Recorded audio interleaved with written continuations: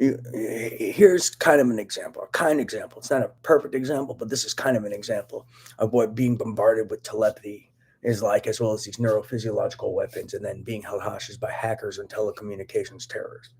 This is a what I'm experiencing is way worse than this. Think of someone holding you hostage for 5 years and 5 months in your room, and every time you try to pick up a phone or make a call, they slap it out of your hands. That's equivalent to them hacking it or shutting it down. Or anytime you try to use your computer, or a lot of the times they try to use your computer, they shut it down like this. And they do that regularly throughout the day for 5 years or 5 months. And then also, while they're doing that, they're holding you hostage and slapping you in the face repeatedly.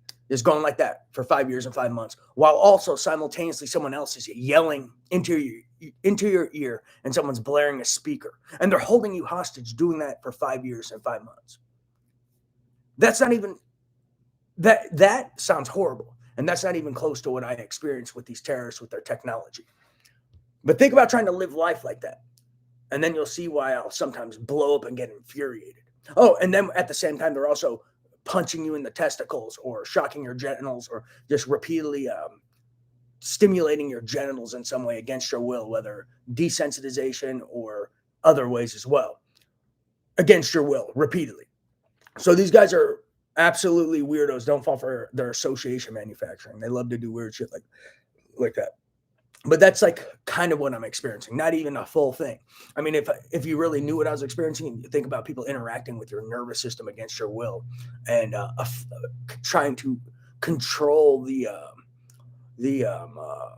housekeeping, or not housekeeping, the default conduction patterns that are firing in your body. Your body probably has a typical default pattern of firing.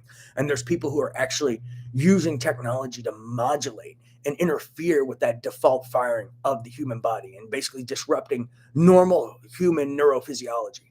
And they sit there, actually, some kid sits there with some knob or something, putting my nervous system in some flux. Or they have some computer where they click arrows up and down. I don't know what they're doing, how the system works. I've never seen it. But I hear about stuff. They're always talking about some knob.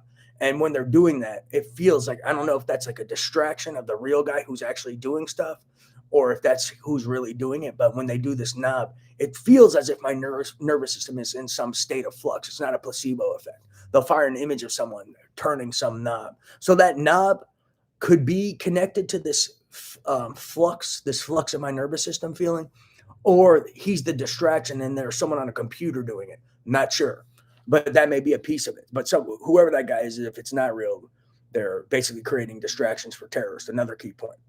But yeah, think about that, and then see if you'd ever get infuriated with someone slapping in your face, yelling in your ear, blaring a speaker in your ear, while holding you hostage. And every time you try to use a phone or a computer, they start slapping it and trying to irritate the shit out of you, amongst other things. That's not even a full capture. Let's wake up.